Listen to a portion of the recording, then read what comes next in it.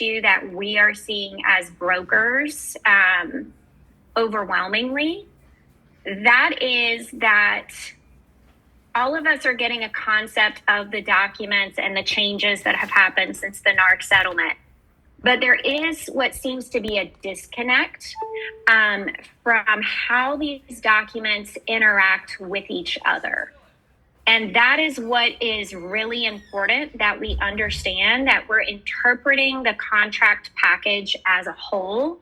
Because when we just try and compartmentalize one document at a time, we start to kind of lose, hey, how does that fit into this whole package and all connect together? So the best way I came up to walk you all through this today is I want to take a look at a listing agreement, and then I want to move into a purchase agreement and look at a compensation form and also a rider that binds the compensation form to the contract.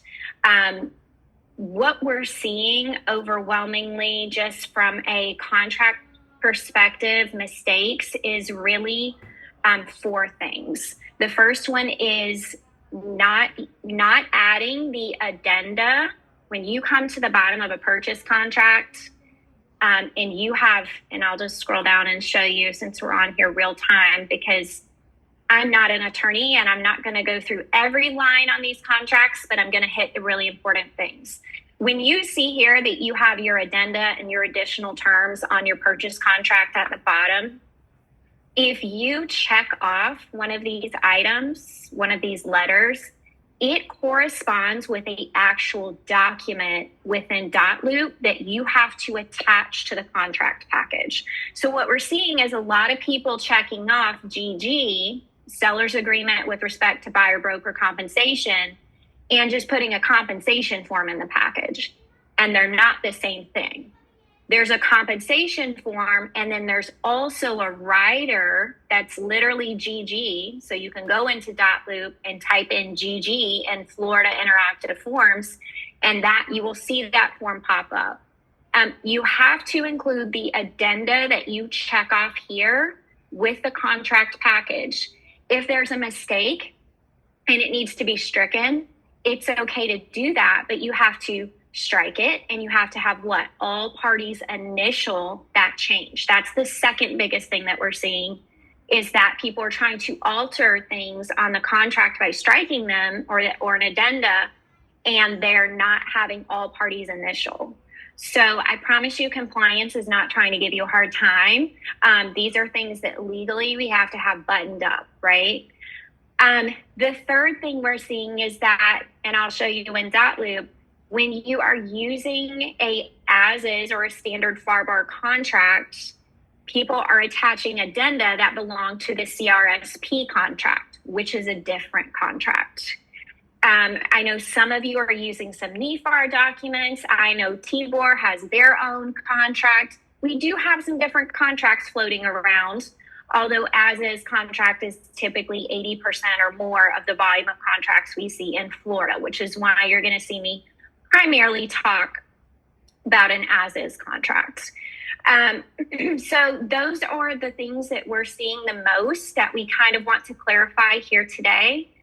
But to make sure that we're processing all the information as far as compensation forms go, we're going to start here. So I've done my best to highlight everything in blue that you would fill in so you can easily see. And I'm going to hit the highlights. Understand, your association, your MLS, they will do classes on the contracts and they will dissect them line by line. It's so great to do those classes. That's what I was doing last Wednesday. It took a very long time, but it was also very helpful to hear an attorney dissect the whole thing. I highly recommend that. I'm not going to be dissecting all of this today. We would be on here the entire day. And I think it's better to get that kind of information from an attorney themselves. So looking at the listing contract here that I want to talk about, first thing is this, that people that I see common issues with. There are multiple versions of the exclusive right of sale listing agreement. Okay. And they are based on and worded around your relationship with your client or customer. The most common, the default relationship we have with clients and customers in Florida is transaction broker. That is the understood or default relationship. That simply means that you are representing the transaction. You are working for the transaction for that party to get the home sold or closed. So when you look at the exclusive right of sale listing agreement in .loop under Florida Interactive Forms, you're going to see 4 versions. You're going to see no brokerage relationship version. You're going to see single agent version. Single agent is when you represent a client exclusively. It's the highest level of fiduciary duties that you owe to that client, 100% loyalty and confidentiality. And then you have transaction broker, which is the default relationship. And then we have a transaction broker or single agent with consent to transition to transaction broker exclusive right of sale listing agreement. Because in the state of Florida, 2 agents in the same brokerage cannot represent, like if you have an LPT agent who is a single agent representing a seller, a LPT agent cannot bring the buyer unless that agent moves over to transaction broker. We don't allow what's called dual agency. Dual agency is when both sides are being represented in a single agent capacity. Now you can represent both sides as transaction broker, which is why a lot of times that's why people fill out their listing agreement that way to begin with, so that if you do happen to bring the buyer and you're the listing agent, you can represent both sides.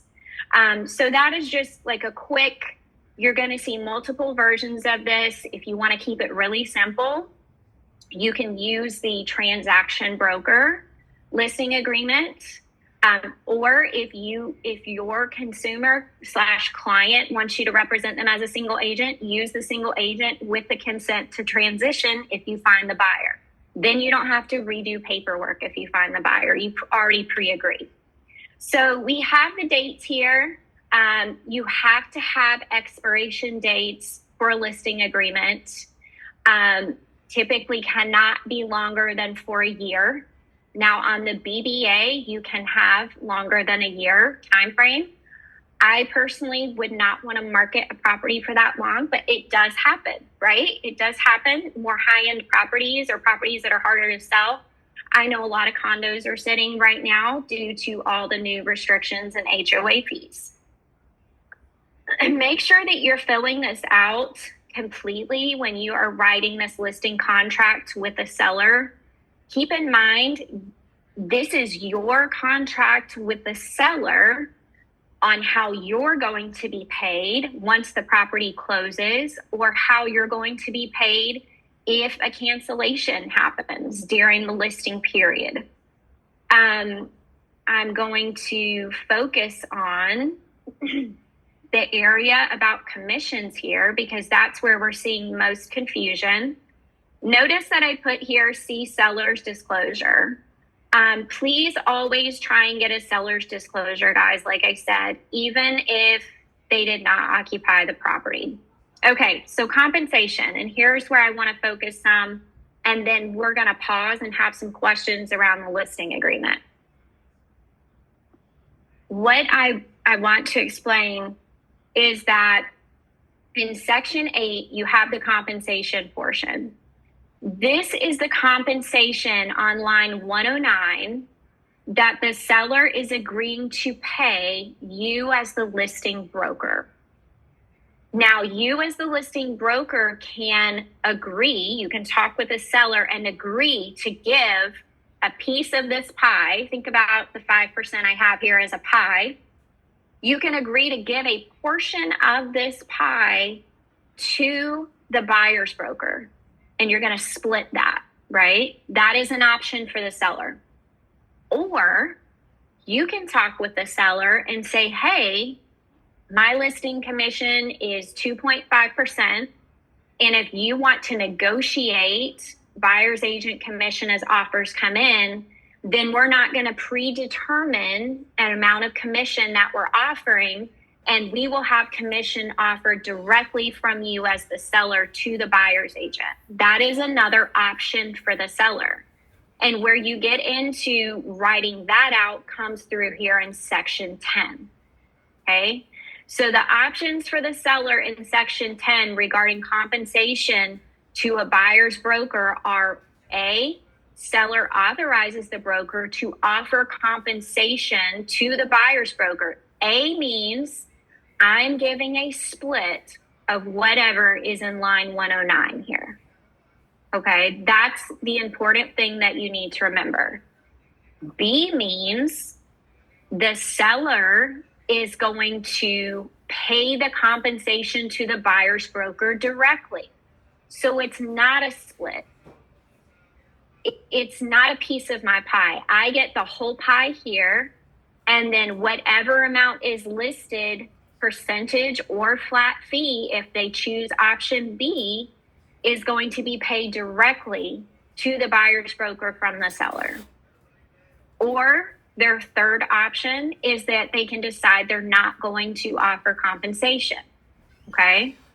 Now, option A and option B correspond to the compensation forms. The compensation forms say the CABB, the seller to buyer's broker, which is B here, that is a compensation form, and the CASB, seller to, and I'm going to get these names all mixed up, but the seller to listing broker, option A. The compensation form corresponds to how the seller has decided, if at all, to pay the buyer's agent. So if I'm the listing agent and I'm getting this filled out with my seller, I already know, based on this information, which compensation form we're utilizing in this transaction. Because it is either, and I have it, let me scroll down, or I might not.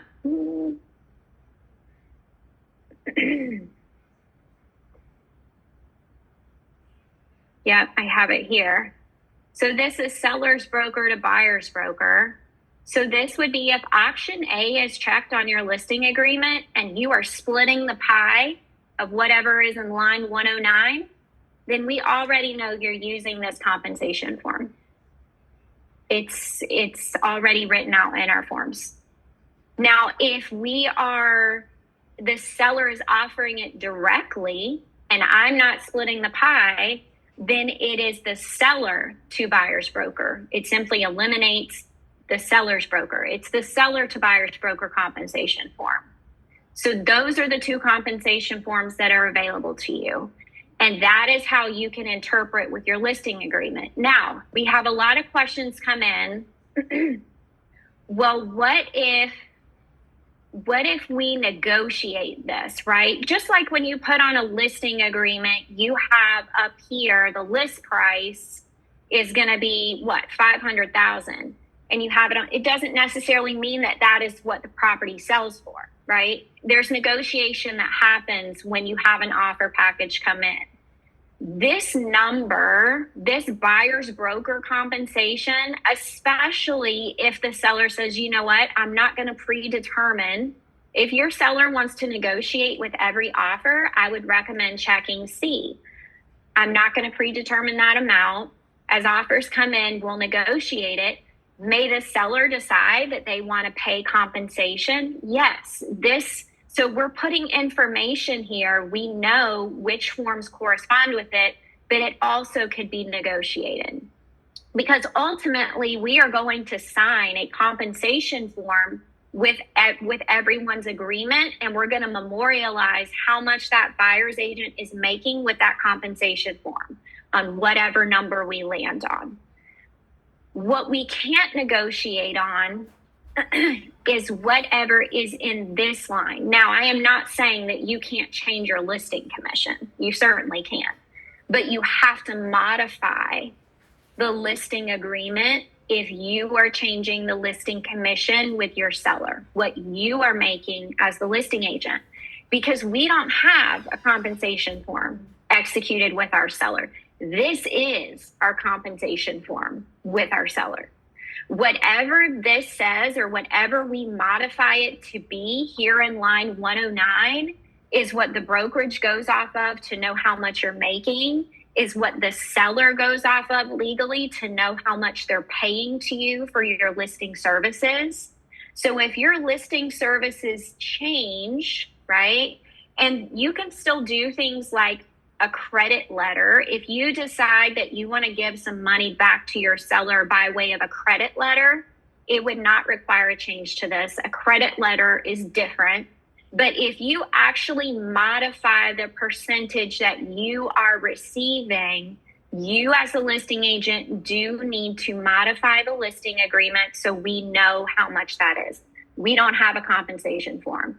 These buyers, brokers down here, we're going to have compensation form with them. If they're making money from the seller, if they're making money and we're giving a split of our pie, that is going to be written out in the form of a compensation form. So we have an extra reinforcement, if you will, of what that amount is going to be, and it is negotiable.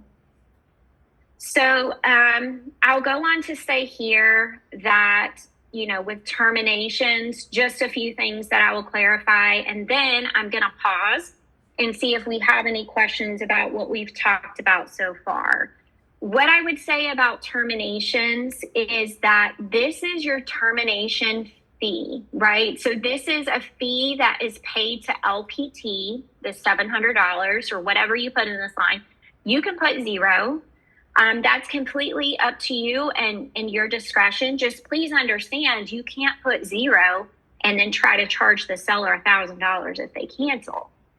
Now, what you can do is be reimbursed for your marketing expenses. You have to have receipts for those where actual money came out of your pocket to pay for expenses to market that property. So that would look like professional photos. Make sure you keep that receipt. That would look like if you do an online marketing campaign through LPT, keep that receipt, right? You are allowed to receive reimbursement for your marketing expenses from the seller directly, but only what you can prove. You can't charge them for your free listing power. Like, that's not money that came out of your pocket, right? If you get a free listing power tools box, you can't then try and charge them $199 or whatever it may be if you were to purchase that box when you in fact didn't pay anything and it was free. Could you charge them the shipping? I don't see why not. You would need a receipt. But the seller can reimburse you for those things directly. They can't reimburse you directly for a cancellation fee. This is a fee that you can determine. You're free to choose. It's payable to LPT Realty, and then it's processed and paid out to you. There is a 20% fee from LPT Realty on that cancellation fee for your comp plan. It's usually just factored in as a low GCI. So I want to make sure you understand that too.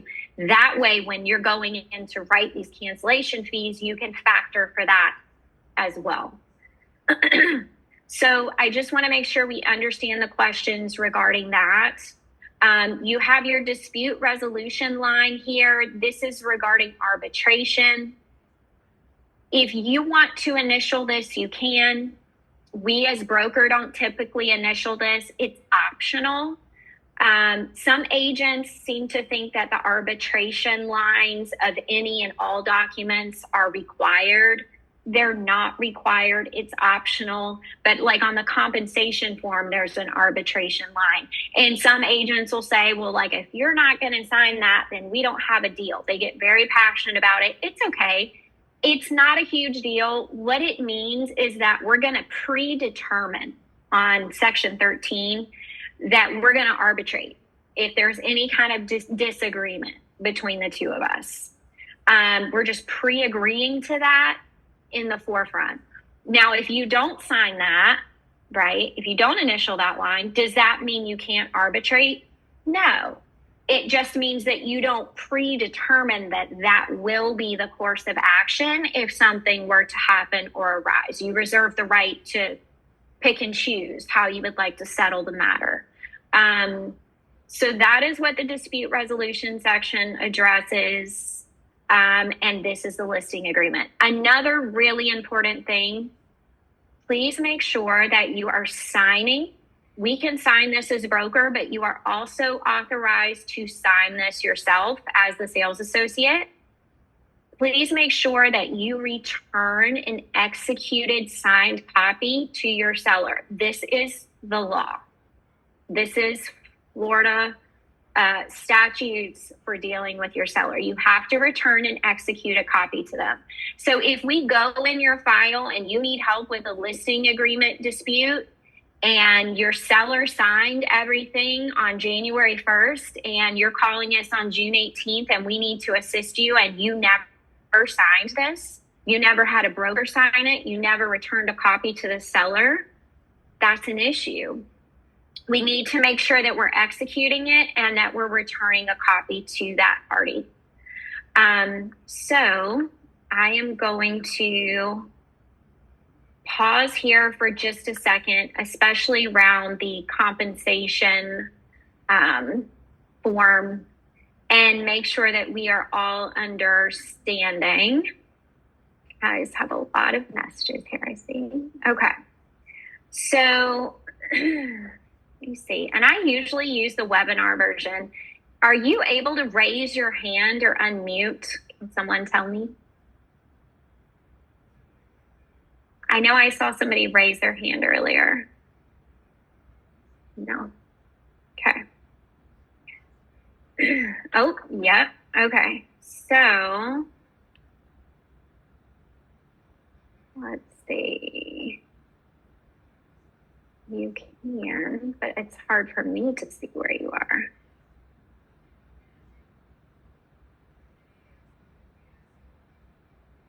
Okay, so let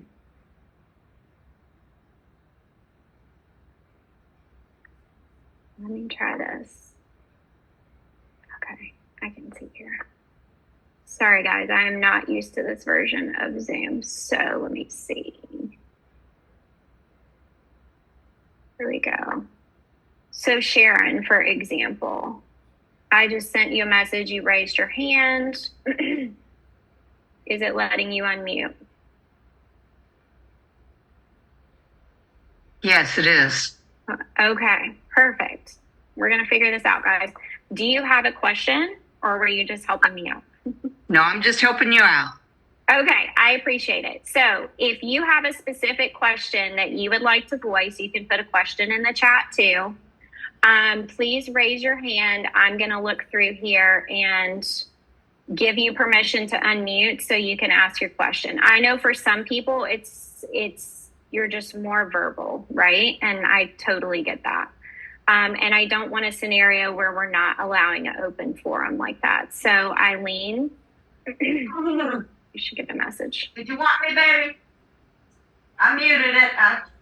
Okay. Okay. Thank you. Eileen. Yes. Okay. What is your question? I just unmuted so that I could be authorized in the future. Oh, okay. Gotcha. Please raise your hand if you have a question. Thank you for doing that. You have to raise your hand and then I have to select you. And then please mute back, guys. Oh, Lord.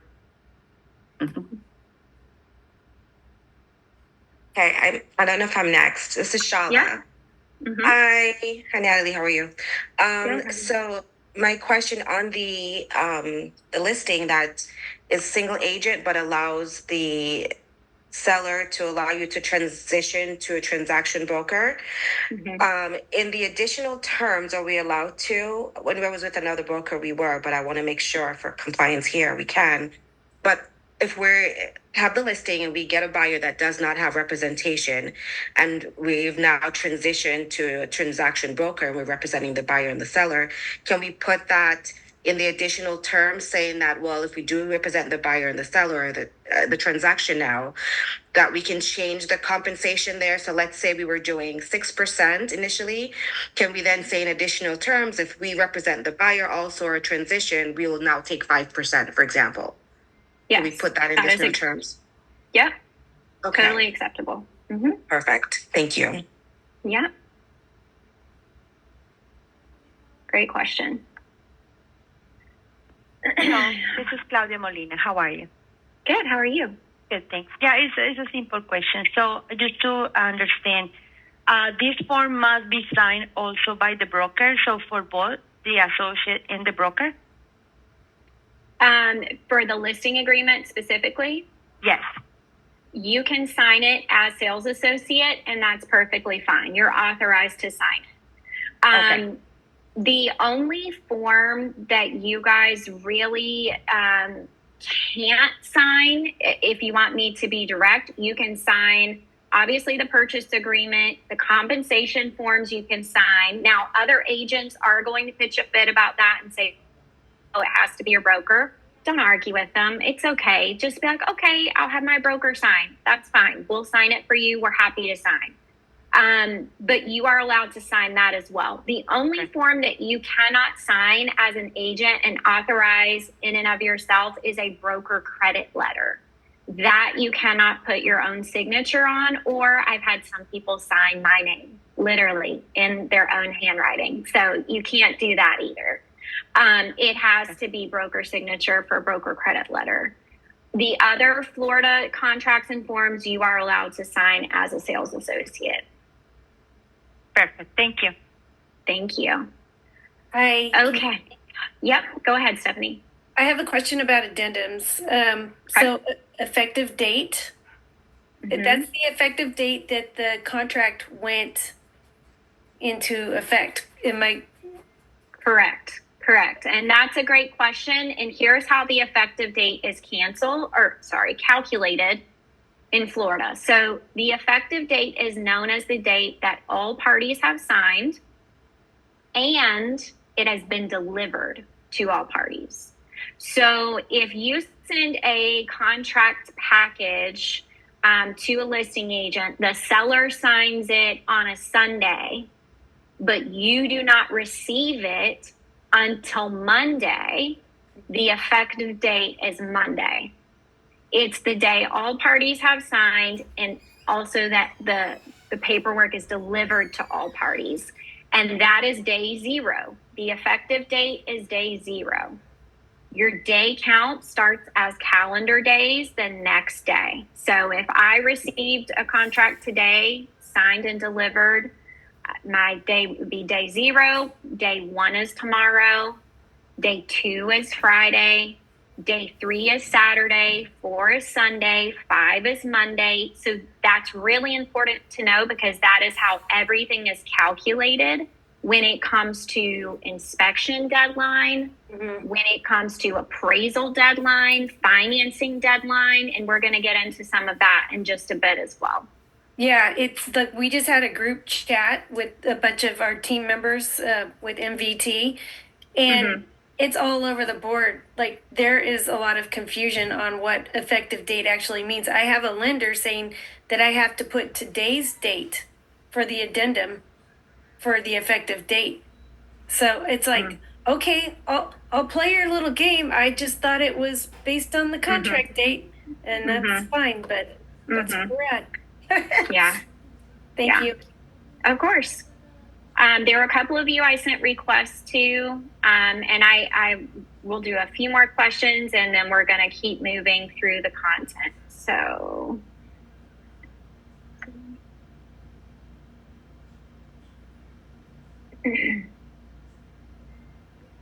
Hi, this is Nikki Long. Question for you. I know we're talking contracts here, but as you talked about where the broker can sign, I did see something, and this might be elementary because I'm a new agent, right? But I did see something where regarding MLS changes, only the broker can make those changes. Is that also one of those things that you want us to do or not? So it depends, right? Usually there's a certain time frame your MLS will give you to email them and ask for a modification or a change. If they need broker authorization, they will actually send an email, copy me, and ask for authorization. So that's a great question. But if they ultimately need authorization from us for a change, they will reach out to us via email and ask for it so we can respond to them. Thank you. Yeah, So great question. Hi. So Hi. that raises another question. So I was not aware we're not able to make changes on the MLS ourselves. No, you are.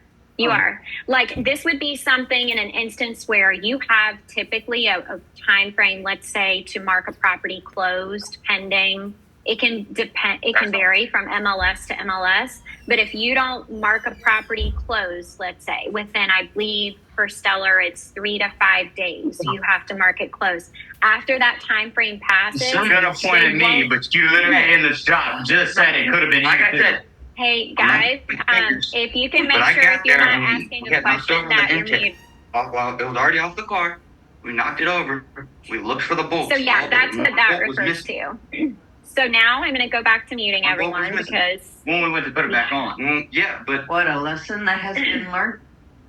okay. And that's why it's hard to do these type of sessions. So I appreciate you guys. All right. So my Yeah, go real ahead. question, because Yeah. after like it rose Yeah, up. yeah. But my question was going back to when you said the copy that needs to be returned to the seller. So I guess this is like a technical question because let's say I send the listing for signature to the seller and it takes him 2 days to sign.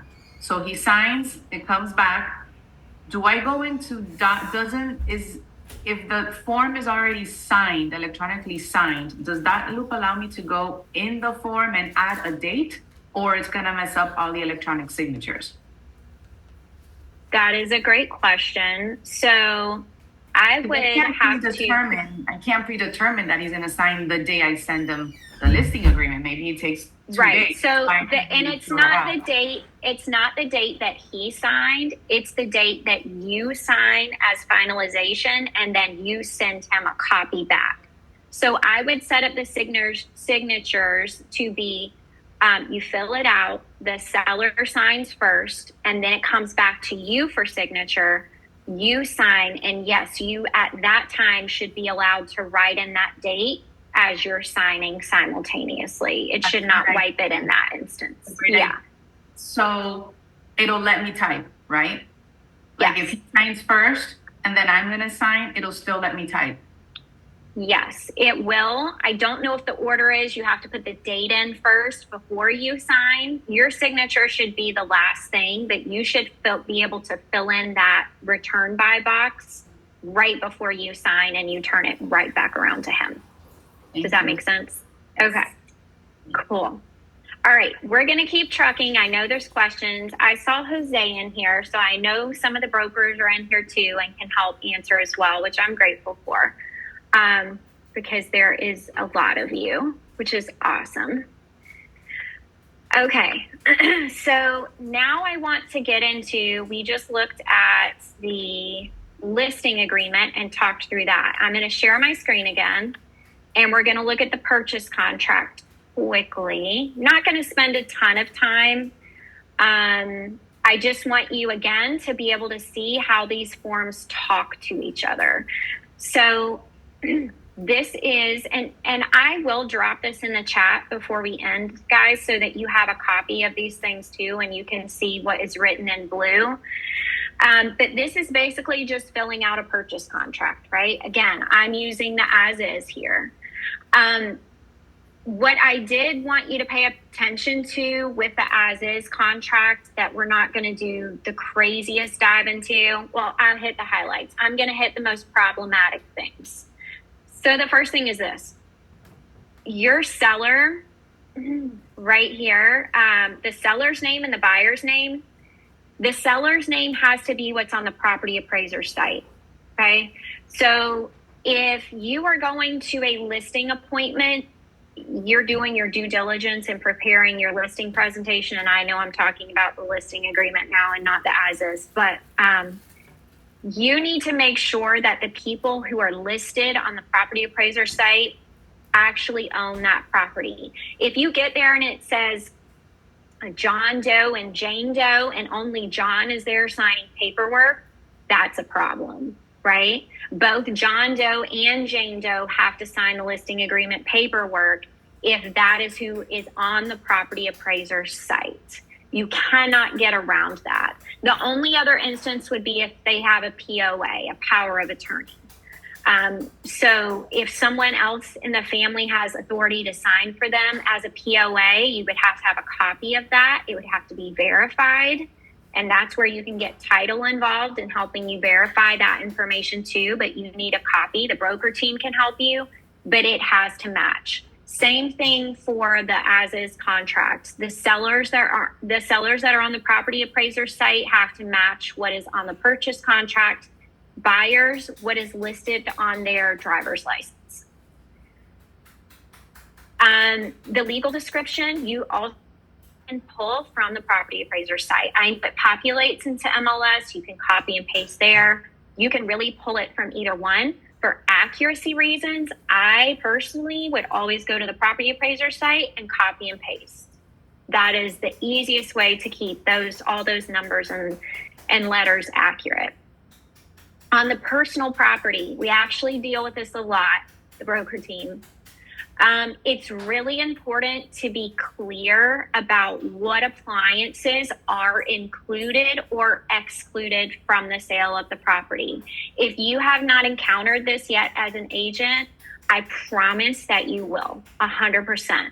You're going to show up with your buyer to a final walkthrough and the refrigerator is going to be gone. And everybody's going to be upset, scrambling, trying to figure out how to get the refrigerator back, or somebody is going to be buying a new one, or they may refuse to close. Like, it's going to be a thing. So just kind of rule of thumb, what I personally always did and worked for me, go to the MLS synopsis, copy and paste what is in the appliances included section. Because remember, contract is king. It doesn't matter what's on the MLS, and that really sucks, right? Because you get to closing and you're like, well, the walkthrough, the refrigerator's gone, and you're like, but it said on the MLS that the refrigerator was included, but it's not on the contract. So it's important to just take that extra step, be super particular about it, and write in the appliances that are included. Same thing with appliances that are excluded. If there's a shed in the back and no one asks if the shed is staying or going, like, why would we gamble with that? So we go to walk through and the shed's gone. And the wife is like, I was going to make a she shed. Where did that go? Right? Or whatever. Like, and now everybody's on bad terms and everyone's scrambling because we didn't take the extra initiative to communicate and document. So those are the things that are so nitpicky. Oh, but boy, they can make for a really good experience for your buyer or seller, or a really bad experience for your buyer or seller. They can leave a good taste in your client's mouth or bad taste in your client's mouth. So it's really important to document it in the contract. Washer and dryer is a big one, right? You can't assume that those are included. Make sure that you're writing those things here. If your buyer wants the swing set removed before move-in, you can't assume the sellers are going to remove the swing set. You have to communicate with the other party. Hey, buyers absolutely don't want that swing set on the property day we close. What can we do to get that thing out of here? You know, I've got a handyman contact. You know, I can show up and how can we work out what the buyer and or seller are needing here? You have to communicate. You have your purchase price. You have your escrow deposit amount. Keep in mind, escrow deposit is typically between 1% and 3% of the purchase price of the property. LPT does not hold escrow deposits. I'll say it again. LPT does not hold escrow deposits, not for rentals, not for purchases. This is where the title company or closing attorney is going to hold these funds, right? This is like, hey, here is my $3,000, Mr. Seller. I really want to buy your house. Please give me 30 days to get financing on this. I'm going to close. This is our agreement. This is our contract. That $3,000 is consideration given to the seller because the seller now has to take their property off the market.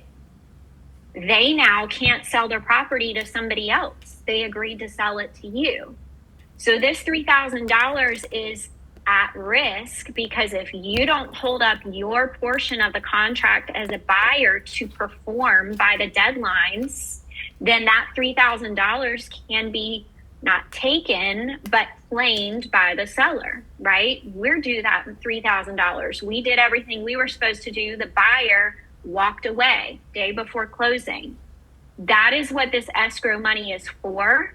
You should always educate your clients that your escrow funds are always money that is considered at risk. Now, part of this class is I'm going to tell you how to not lose your client's escrow from a contract perspective.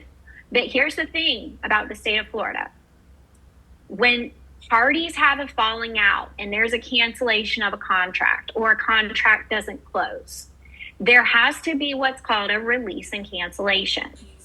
The release and cancellation stipulates where that escrow deposit, that $3,000, is going to with the signing of that document.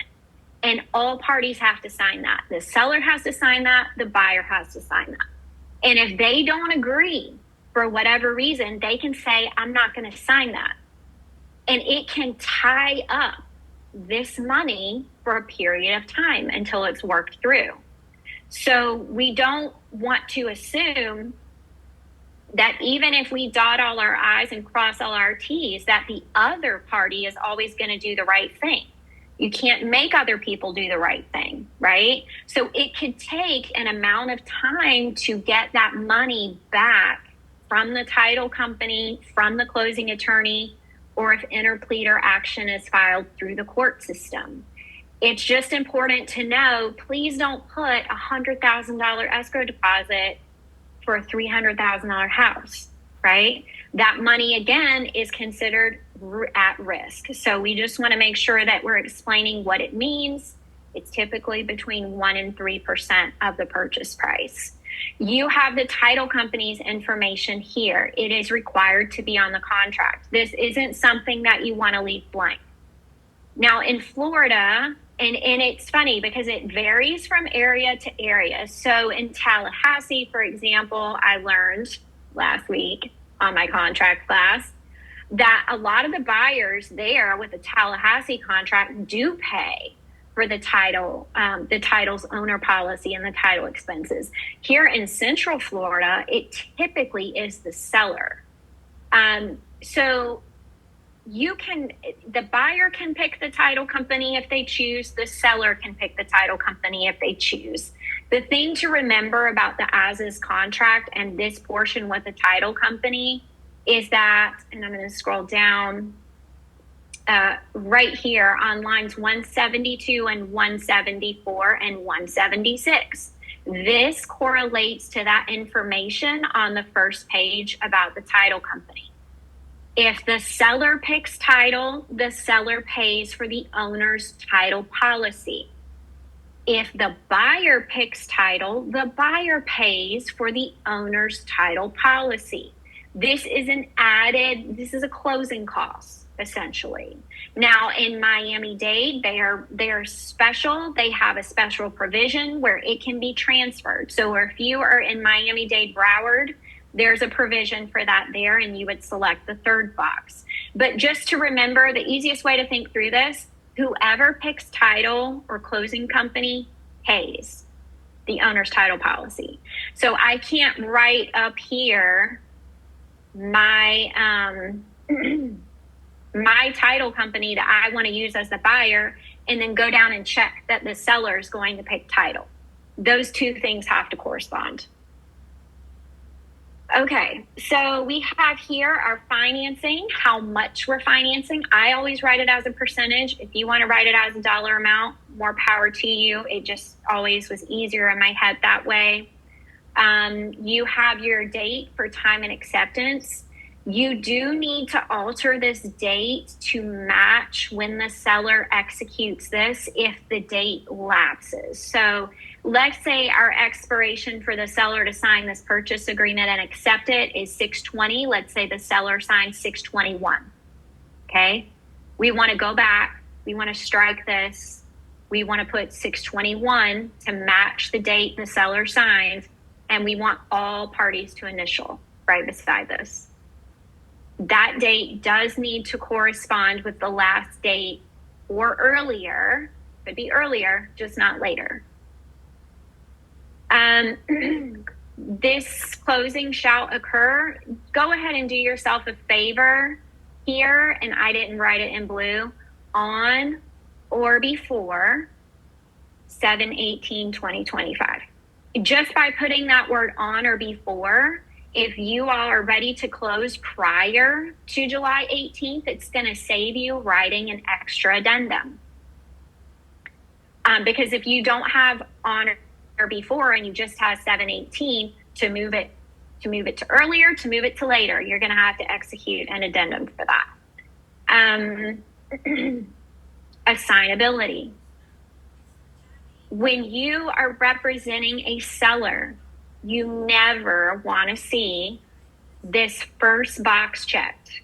So when I'm scanning a purchase contract for my seller, I'm not going to allow someone to put may assign and thereby be released from any further liability. Basically, they have an out of the whole contract. So I'm going to be saying to my seller, that's a red flag. We can't do that. We have to counter back.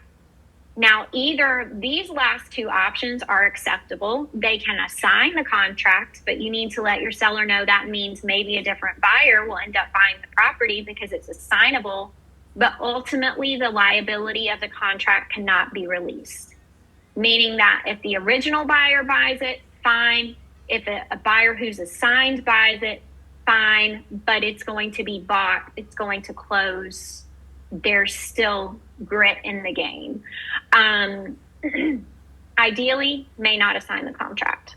These are your three options here. You have the financing period. This is debated a lot. What I will tell you about this is that the financing deadline is really important.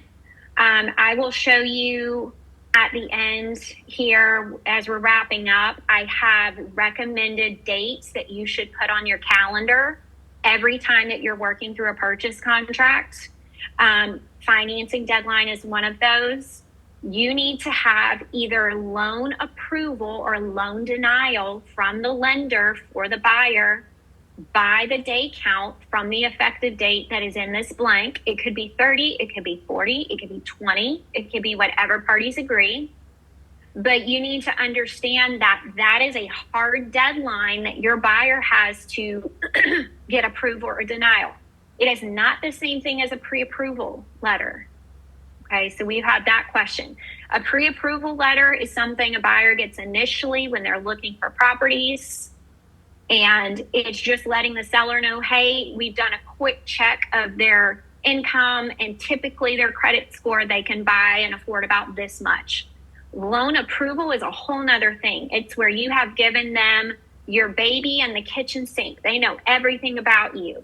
That lender has looked through every bank account you have. They've scrutinized all of your assets, all of your expenditures, and they have said, yes, we will give you this loan. That is what loan approval is. And they typically have a letter saying, yes, we will, or no, we won't. And here's why. Whichever one, you need to make sure that you are presenting it to the listing agent by the deadline of this date count. Why? Well, because if your buyer is denied financing and you provide it by this date count, you are protecting what? Their escrow deposit.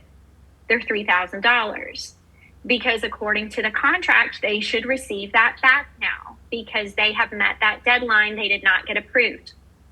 If you don't present anything, so if you don't give an approval, you don't give a denial, keep in mind that the seller has 3 days from this date to choose if they still want to sell to you or not. And the seller can say, I changed my mind. I don't want to sell the house to you anymore. Maybe they have a backup offer if they have a really good agent that's offering them more money.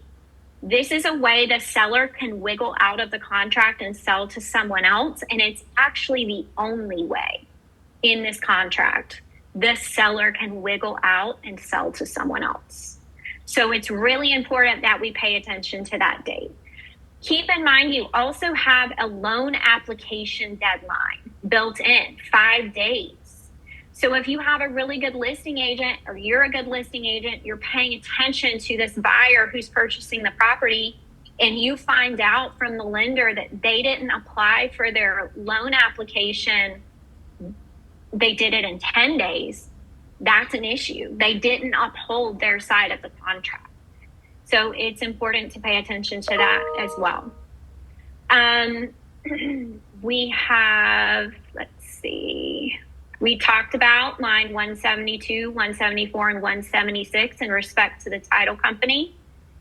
Under Section F, special assessments, this is not an HOA. So special assessment does not, this is not a condo association. This is not an HOA. This is a county, literal county special assessment. And here's how this could bite you, right? Because I'm always looking for ways to protect agents. That's quite literally what I do. It's super rare. But I did see, you will see a similar clause in the vacant land contract too. Okay, just something to pay attention to. And if you have a buyer submit a contract and they have B selected, you need to either talk with your seller and counter back with A, or you need to do your due diligence with the seller to confirm there is no kind of public body assessment.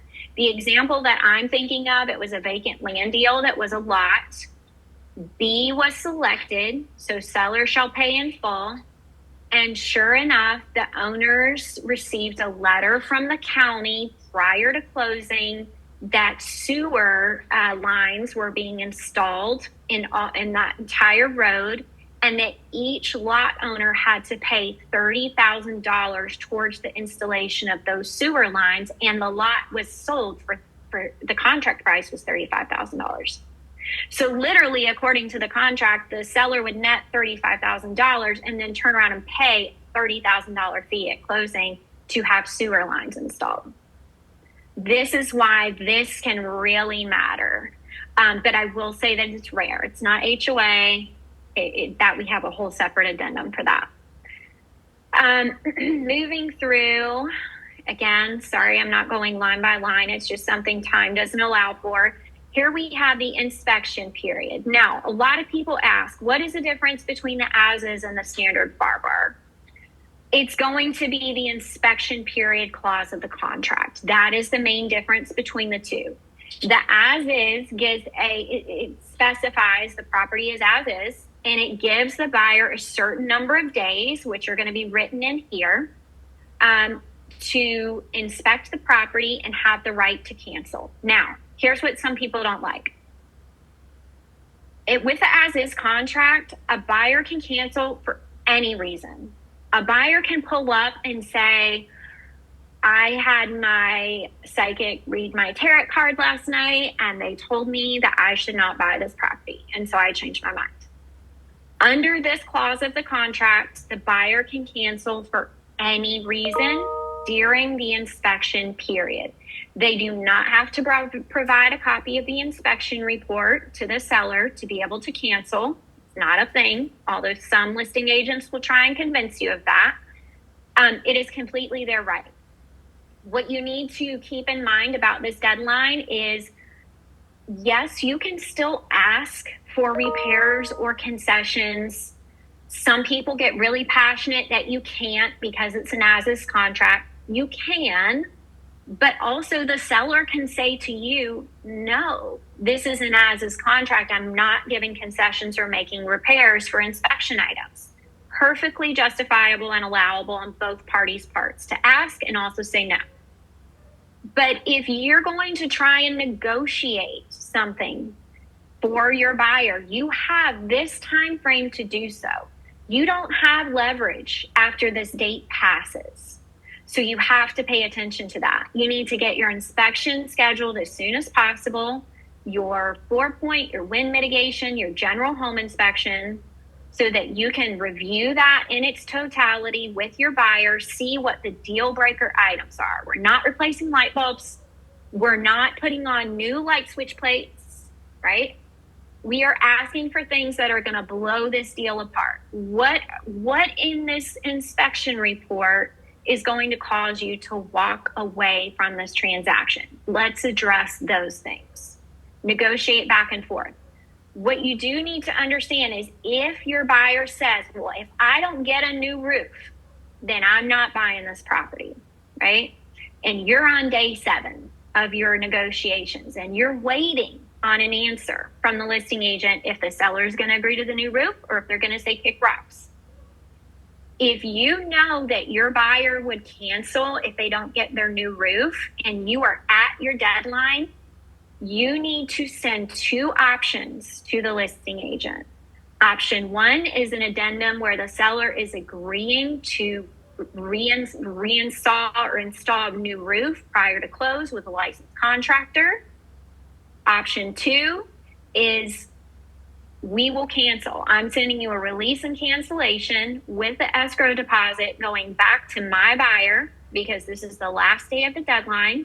And if you don't agree to the roof, my buyer will absolutely walk away from this deal. I'm sending them both because it is crunch time. And my job is to protect my buyer's escrow deposit if they can't move forward with the transaction. So I send out those 2 options to the listing agent. I email them. I call them. I send them a text. And I'm kind of nice about it, right? Because I want to get the roof for my buyer. And I'm like, hey, I really want to work this out with you. But my buyer really needs a new roof. They've been through, some hard stuff financially. This is a deal breaker for them. Is there anything we can do to close this gap? Otherwise, we need to cancel. Just understand that once you rescind a release and cancellation to a seller and your buyer has signed it, that if the seller signs it, the contract is dead. So it's not like one of those negotiation tools where you're like, psych, I was just kidding. We actually don't want to cancel. You can't do that if you're sending a release and cancellation signed by your buyer. Because if the seller's like, well, you know what? Fine, we will cancel. And they get agitated and sign it, the contract is dead. You have to start over at that point. Okay, so moving through this a little more. Oh, and all I will say, the difference of the FAR bar. The FAR bar allows for you to pre-negotiate amounts for repairs prior to or the time of going under contract. So there'll be blanks like if repairs exceed 3% of the purchase price. I can't remember, excuse me, what the actual percentage is. The thing to remember is that the difference between the 2 contracts is the FAR bar, the standard FAR bar one, does not give the buyer necessarily the right to cancel for any reason, like the as is, because it's already negotiated. So if my seller's already agreed to pay 3% for repairs and everyone agrees to this, we get the home inspection and repairs actually are going to cost 5%.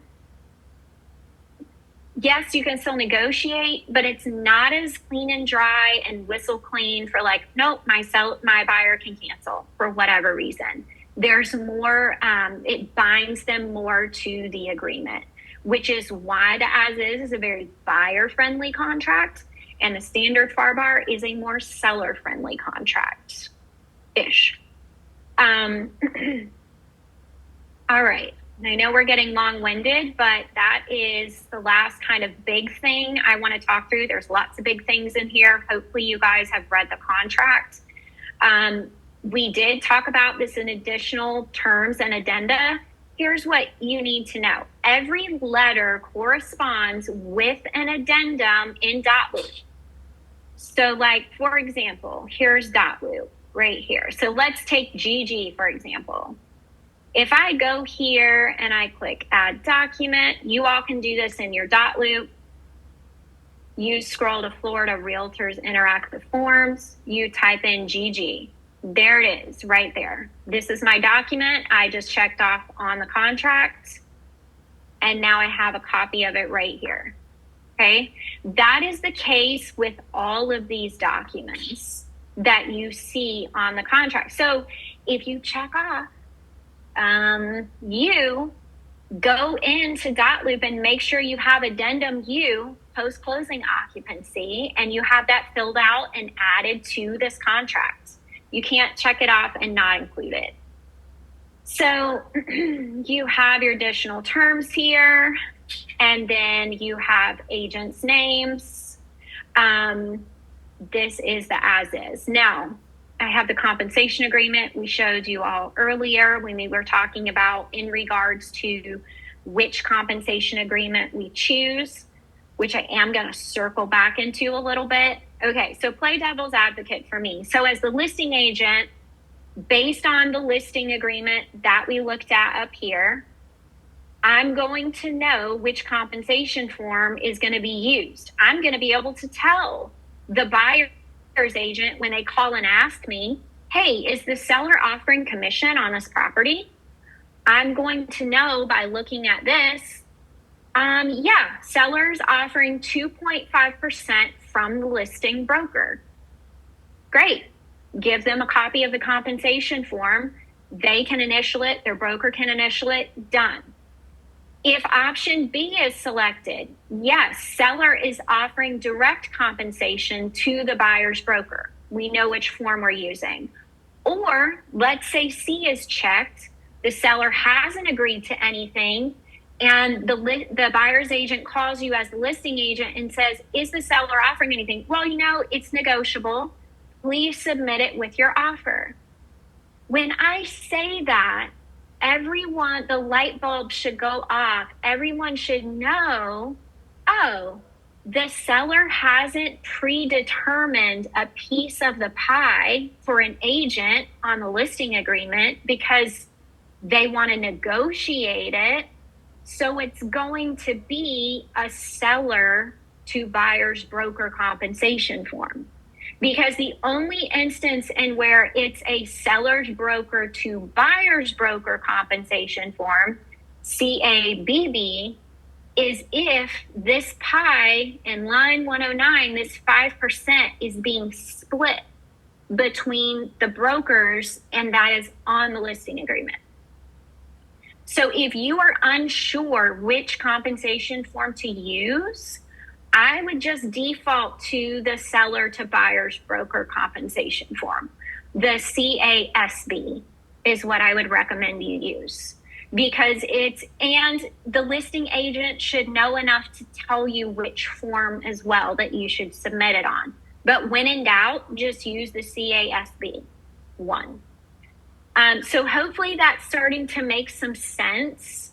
How, you know, this is the way we always did it in the past. When you saw the listing commission or the commission on the MLS before, I hate how it highlights all that, before all of this happened, right? You were on the MLS and you saw at the bottom, it said trans broker, single agent, no brokerage, and it had 2% or 1% or 3. And we could look at that and know, oh, this is the split they're giving us out of their listing commission. It's the same concept. It's just that they've removed it from the MLS now, and it has to be memorialized in the compensation forms. So that is the difference there, kind of a new way to think through that. Hopefully it helps clarify some information for you. I know it was helpful for me. Here's GG. So let's talk about these riders for a second, because this is a big point of confusion. You have the purchase contract. You have the compensation form, which is right here. We have an example. This is the seller's broker to buyer's broker. So this is a split of the pie of the listing commission. I have the seller's broker's name, the buyer's broker's name, the address. I'm leaving this blank because we're going under contract, so I'm protected until through all the extensions. And I'm putting in the amount here, 2.5%. If I want to charge the seller or the other agent in this instance my transaction fee, I don't know if you guys remember seeing those MLS fees and all of that junk on the MLS. They would say like 2% minus $5.95. This is where that would be written in. But it means that they're giving you whatever the percentage is plus whatever fee you tack on here. So just keep that in mind. The arbitration lines, which are optional, and then the signatures from the brokers. You know, at LPT, you are allowed to sign this as an agent. But when you come here to GG, notice how there are, and I have them listed here, there are 3 riders, okay, that are on the last page of the purchase contract. Okay, all this addenda back up here. Here. GG, FF, they haven't put the other one on there yet, but you could check other and write it in. That's what this is for. But they have added these riders on here because your compensation agreement is going to be a copy with the contract. What the rider does is it binds the compensation agreement as a term of the contract. Okay. So it is important to have a rider. And it literally says it has the seller's name, the buyer's name, the address. This contract is contingent. That's pretty strong language. This contract is contingent upon either the seller's broker to buyer's broker compensation form or the seller and buyer's broker executing a compensation agreement with terms acceptable, because the buyer has a BBA with their agent, right? And now they have asked if the seller or listing broker are offering compensation from their side. Yes, they are. I want to make that a term of the contract. This is how you do that. So that is what the riders are used for. If you are not adding a rider and you're just using a compensation form, is that okay? It is okay. It's going to have more teeth in it from a paperwork legal perspective if you make it a term and a condition of the contract. So I do encourage you to use the rider, but what we don't want to do is check off the rider boxes on the purchase contract and then not include the rider. And then compliance is bugging you about it because we can't have the contract say, hey, I'm including these things, and then they're not included. So just make that differentiation that GGFF and the other rider, which is the combination of both of them, to be honest with you, CRB1, you can go put this in your dot loop and look at it, which actually I'll show it to you quickly. And the great thing is, again, you just go to add document, templates, Florida Realtors, CARB. Here we go. Here it is. I open it up, and it is a combination of FF and GG. Buyer, seller. Here, I'm saying that I'm getting a concession from the seller, and it's going to be used to pay the buyer broker, the buyer's obligations on the buyer broker agreement, so the agent's compensation. Or 2, that it is an actual compensation agreement. You can say which one that it is. So it's GG and FF combined into one form. So you have options. Why does Florida give us so many options? I don't know. And then after this, I'm going to go to the chat and see if I can answer some questions for you guys. If you could start putting some there. Contract tips. These are just things from me just to help. It's kind of a cheat sheet for you. When you start touring with a buyer, execute your BBA or your equivalent form. We know this, right? You have to have the pre-touring agreement, the showing agreement. We didn't go into any of this today. The LPT pre-touring agreement or your exclusive buyer broker agreement. You have 4 choices. And they have varying levels of interest and commitment. What you do need to know is that the exclusive buyer broker agreement is like, oh, we married, you and I. I'm going to find you a house. We agree for 1 year. We agree for 6 months. We are committed to each other. We are in this together. I am your agent. It conveys exclusivity. Therefore, the name exclusive buyer broker agreement. The pre-touring, showing, and the LPT pre-touring agreement, which is the fast one that's in Connect that you can get signatures on very quickly, they are not exclusive. They are property specific. You can write in addresses, or they are day count specific. Hey, for the next 5 days, I'm going to show you properties. You agree that if you buy a property I show you in the next 5 days, you're going to pay me X amount for my services. So there's 4 different options for you. You're going to rotate these based on your relationship with the client. Am I going to get a Zillow lead on the phone, someone I've never met before, and have them sign an exclusive BDA for a year on their first showing? Probably not. Probably. Now, if you can, more power to you. Go for it. But I probably won't get that level of commitment from someone who just met me. I'm probably going to have to start with a low commitment form that meets the requirements, like the pre-touring form. Hey, I'm going to show you this house. If you like this house, you make an offer, you owe me X amount for my services. And then I'm going to build so much rapport and service and excellence in that appointment, because that's my opportunity, that I am going to graduate them into an exclusive BBA where we're exclusively working together, right? So those are your options there.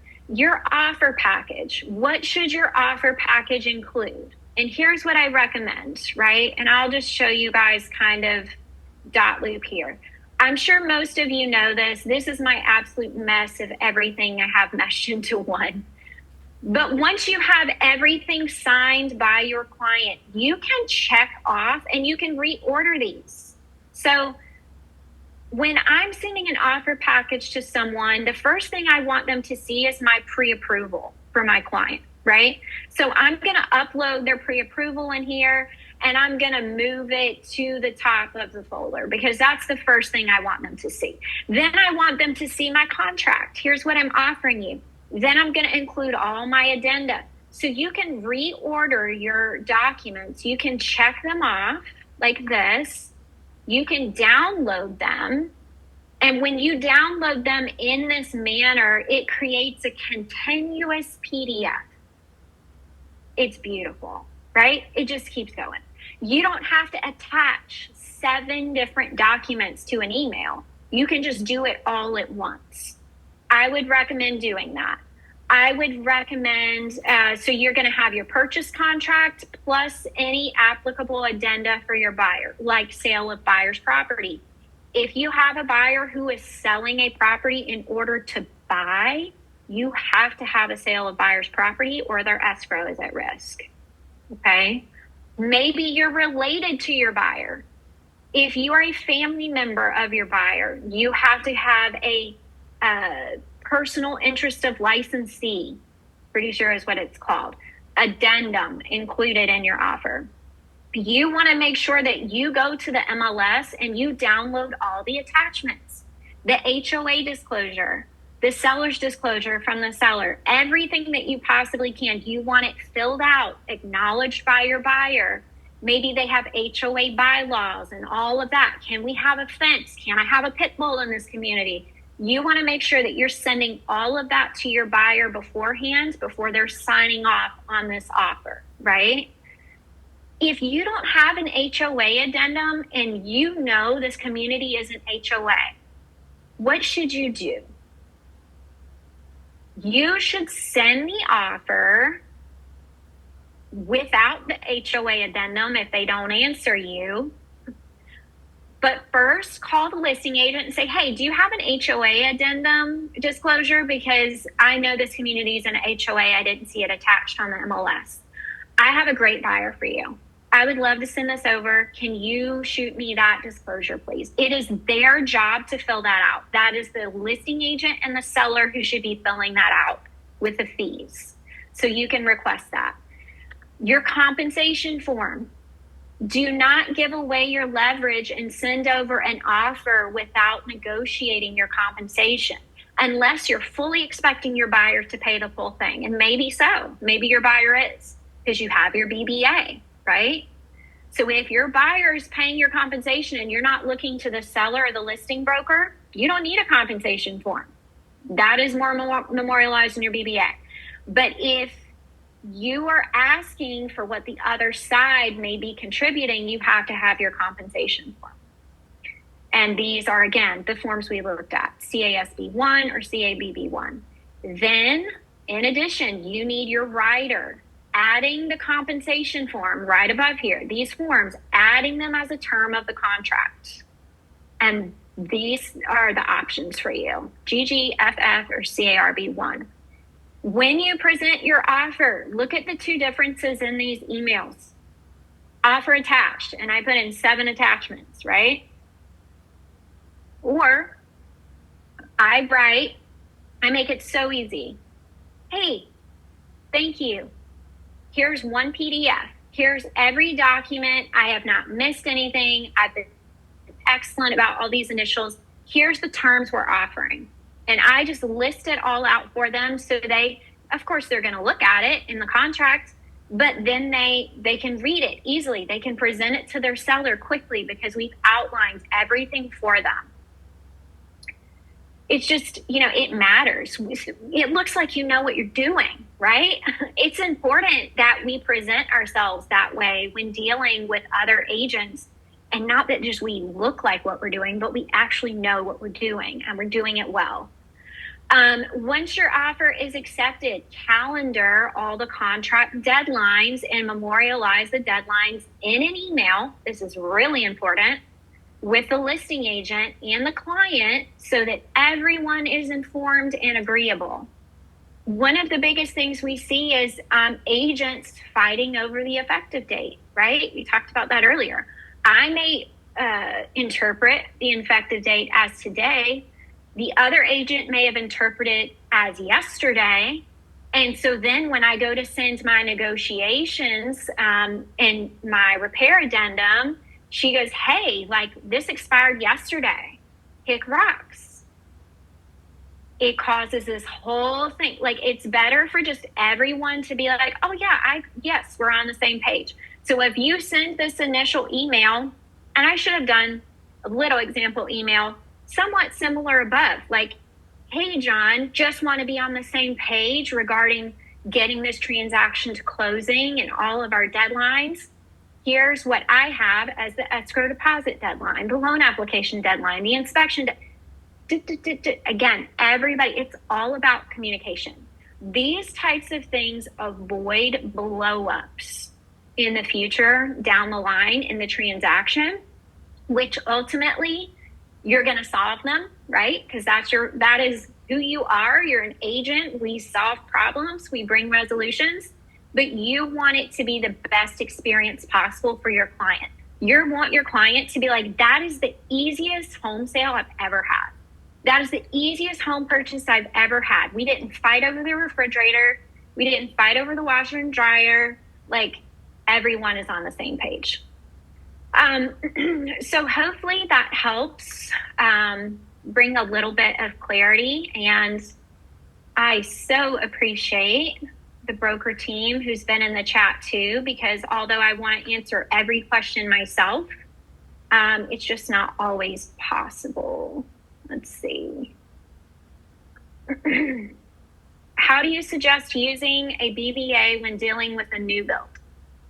If I have an agreement with my buyer for 3%, but the builder's offering 5%, should I get the BBA for 5%? And if we go to a builder that's only offering 2 or 3%, put in a modification form?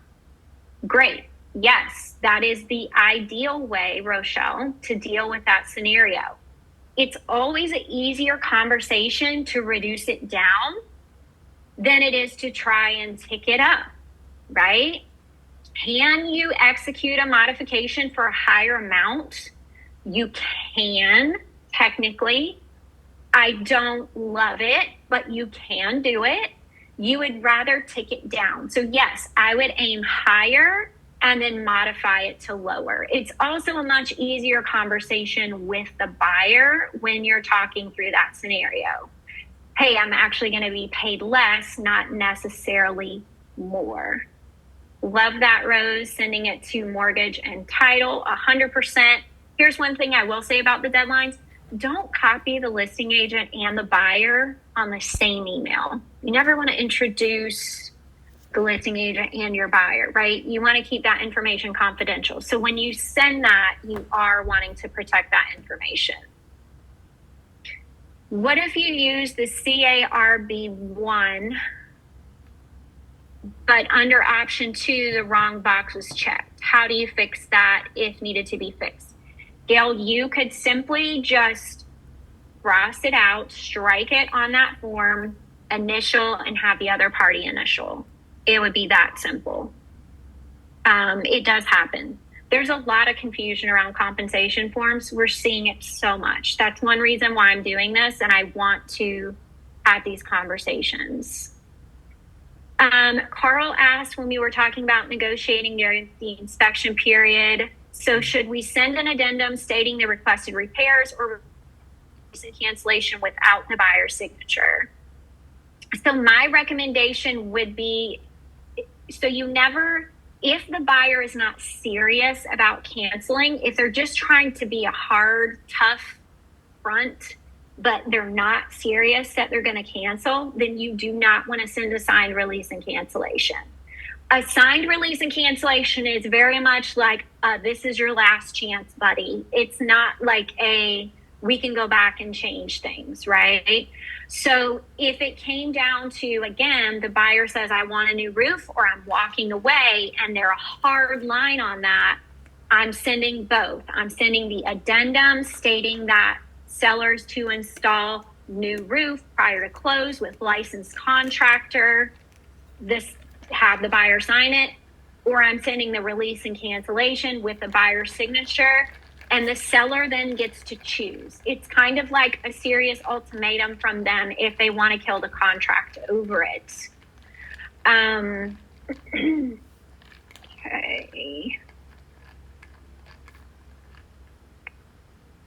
I'm just reading through here. You guys have great questions.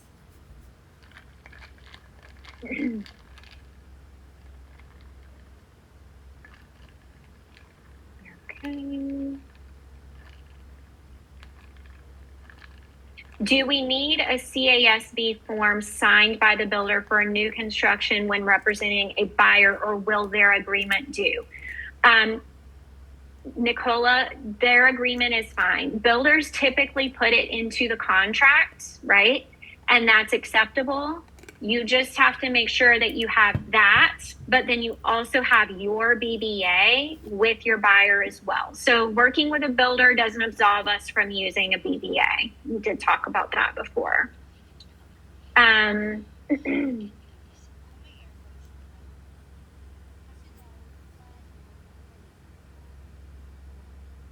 Is 0 days allowed for inspection period? So Adam asked, in the case of a buyer that gets a great price with the understanding that the buyer places 0 days to inspect, is that understanding enforceable? In other words, is 0 days allowed? Yes, 0 days is allowed.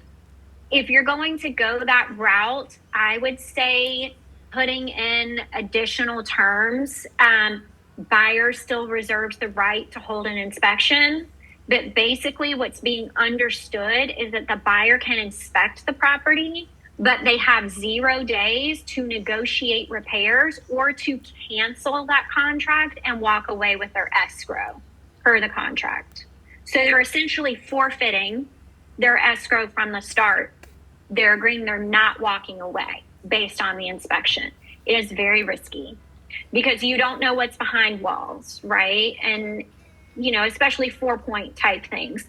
You know, if you're talking with buyers about negotiating repairs, you want to focus on the 4 points of the home: the electrical, the HVAC, the plumbing, and the roof. That's what insurance company, because it's your highest ticket items. Okay. All right. Let's see. If you have a BBA where your compensation is 3%, can you bring it down if the seller's only paying 1%? Yes. And then to the comment beneath it, or you can get the 2% from the buyer directly. Yes. So if you have a BBA, whatever your BBA says, it just has to say the total amount of compensation you are receiving from all parties, from your buyer and from the seller or the builder or the listing broker. So if your BBA says 5% and you're getting 3% from the builder and the buyer's paying you 2%, your BBA is fine because you're getting 5 as a total, and everyone has agreed to that. Or your BBA can be amended to 3% and you're only going to receive what the builder's giving. The buyer's not going to pay anything. But yes, your BBA has to state the total amount of commission received from all sources. Great question. If the FAR bar has $0 for repairs, is the seller still at risk of any type of repairs? I was always told that as is protects the seller. That is a very common, I guess, conception. Yes. The thing you have to remember about these contracts, whether it's the FAR bar or the as is, everything is negotiable. So like people say, well, you can't ask for, yes, you can. You can ask anything. Even with the FAR bar that has a specified amount, you can come back and ask for a different amount. Everything is negotiable in the contracts in real estate between the terms and parties that way.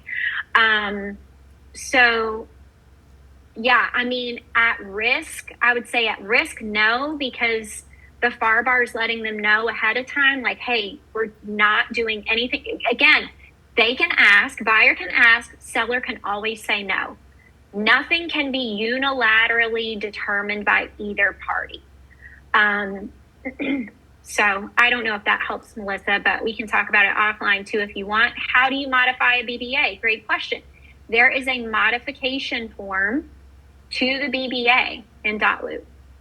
It looks similar to the listing modification form. There's several checkboxes you can choose from, whether it's a change in compensation, whether it's, you know, it's different. So yes, there is a modification form for the BBA, an official one.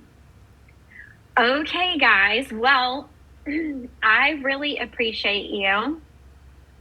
I know that this is kind of a long class and there's probably still so much more we could talk about, but hopefully this was helpful for you all. We're going to go ahead and wrap it up, but I appreciate you all attending so much. Please know that the broker team is here to support you.